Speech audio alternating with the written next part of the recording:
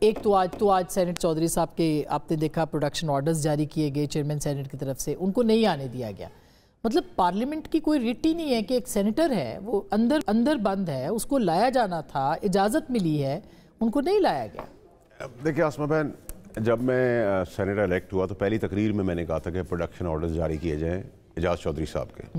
وہ اعجاز چودھری صاحب ہو یا وہ کوئی بھی پارلیمنٹیرین ہو، اس کا آئینی اور قانونی حق ہے.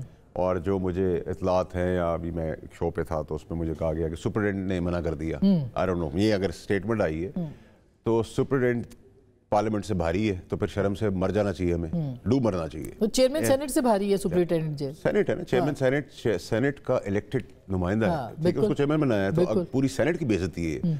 پھر میں اس موقع پہ آیا کہ اگر پولیس نے کہا تو پولیس ڈائریکٹ ماتحت ہے سی ایم کے، تو سی ایم کیا بھاری ہے پارلیمنٹ کے اوپر، ٹھیک ہے. تو اس کے اوپر تو اکاؤنٹ فار ہونا چاہیے، نمبر ایک.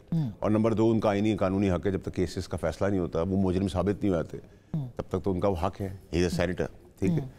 تو میں تو وہاں تک کلیئر ہوں، چاہے وہ کوئی بھی پولیٹیکل پارٹی ہو. دوسری چیز یہ کہ دیکھیں میں بہن آپ کو آپ کے خیال میں سی ایم نے روکا ہوگا یا کہیں اور سے انسٹرکشنز نہیں، کہیں اور کا کوئی انٹرسٹ اگر ہوتا تو پھر یہ پروڈکشن آرڈر ہی نہیں جاری ہوتا. یعنی پروڈکشن آرڈر ان کے کہنے پہ جاری ہوئے؟ نہیں، ان کے کہنے پہ نہیں. دیکھیں وہ ڈے ٹو ڈے پیٹی ٹو پیٹی ایشوز کے ان کو کیا فائدہ ہے، ان کو روک کے کیا فائدہ ہے، ان کو آنے سے کیا نقصان ہے. لیکن فوج کو کیا اس سے سروکار ہے کہ یہ آئے گا اور یہ نہیں آئے گا.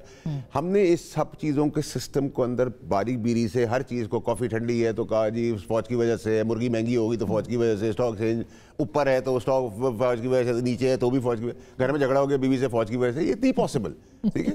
ہمیں کوئی بلیم کرنے کے لیے اس لیے وہ ہمیں مل گئے ہیں کیونکہ وہ کرٹن سے باہر آ کے جواب نہیں دے سکتے، تو چپ رہتا ہے. ہم کہتے ہیں بولتے رہو اس کے بارے میں، تو دس از رانگ. جب ان کے خلاف ہو تو پھر میری طرح آپ جرات کریں، جیسے میں جنرل فیض کے آگے کھڑا تھا جب وہ ڈی جی آئی تھے، یونیفارم میں تھے، اور مشکلیں بھی صحیح اور اتنی سہلی کہ اب دل بھی اتنا ہی بڑا ہو گیا، اب لڑائی لیتے ہوئے ڈر ہی نہیں لگتا کس سے آپ لے رہے ہیں. نمبر ایک.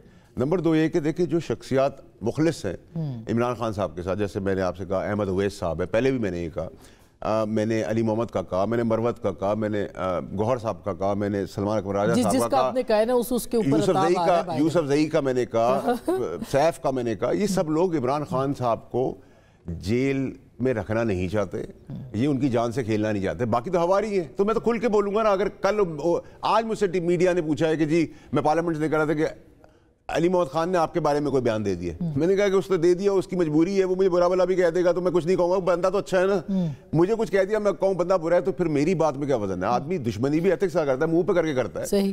میرا کہنے کا سارا مقصد یہ ہے کہ دیکھیں تو آج عمران خان صاحب نے پھر ایسی باتیں کر دی ہیں، جو پرائم منسٹر بول دیا ہے، چیف اداروں کے خلاف بات کر دی ہے، تو یہ مذاکرات ہو پائیں گے اب تیسرا؟ دیکھیں یہ تو مذاق ہو رہا ہے نا، مذاکرات تو نہیں ہو رہے، مذاق ہو رہا ہے، ٹھیک ہے. مذاکرات 20 جنوری کے بعد ہوں گے، لیٹ کی ہوں گے اور سینسیبل ہوں گے. اور میں امید کرتا ہوں کہ خان صاحب مذاکرات اپنے ہاتھ میں لیں گے، بنسبت ان منافقوں کے ہاتھ میں نہ دیں جو ان کو چاہتے ہیں جیل میں رکھیں یا ان کا اور برا ہو تاکہ ان کا اقتدار جاری رہے.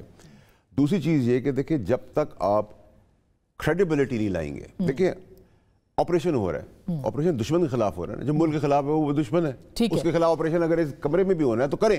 یہ نہ سوچے کرتے ہوئے کہ جی یہ سی ایم ہے، یہ پی ایم ہے، یہ پرانا پی ایم ہے، یہ اے ایم ہے یا ڈی ایم ہے یا منسٹر ہے، فیڈرل منسٹر ہے.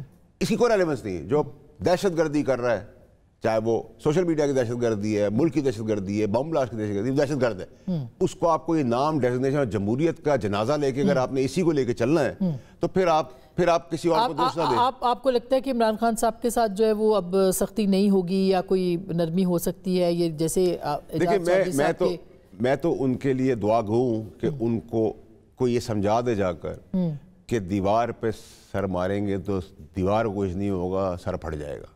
میں بار بار یہ سمجھا رہا ہوں کہ آپ کی ان کے ساتھ لڑائی ہے، آپ کی اختلافات سیاسی آپ بالکل کھل کے کریں، یہ آپ کے لیے کرتے ہیں، آپ کھل کے کریں. لیکن جن کا کوئی تعلق نہیں ہے، عدالتیں پہلے زبردستی، اب عدالتیں بری ہو گئی، پھر جج کو ٹیک آن کر لیا. یہ ٹیک آن کا سیشن سٹارٹ کہاں سے؟ وہ دیکھیں بیک گراؤنڈ بڑا ضروری ہے. پہلے پولیٹیکل پارٹیز نے اتنا فوج کے خلاف بات کی، اتنا ان کو ملا. نون لیگ نے اتنا کیا، ان کو اتنا ملا. خان صاحب اور ان کے ایڈوائزر نے کہا اتنا کر دو، جو یہ خواہشات رکھتے تھے اس سے زیادہ کر دو. اس بار وہ لوگ سامنے آ گئے فوج کے اندر جن کے اپنے کوئی ایمبیشن نہیں ہے، وہ چیف ہیں وہ چیف بھی بنے رہیں گے، ٹھیک ہے. ان کے پیسے کی ایمبیشن نہیں ہے، ان کے کوئی اور ایمبیشن نہیں ہے. ان کی کوئی کمزوری 34 35 سال 38 سال کی کوئی کمزوری نہیں ملی ہے، ٹھیک ہے. کمزوریاں पीछे आपको बहुत मिलेंगी, ठीक है, लेकिन इनके पास नहीं है, तो वो लॉक हो गया, वो दीवार पर खड़े हो गए। आपका एक इदारा है जो मुल्क के दुश्मनों से आपको संभाल रहा है, वो जामिन है।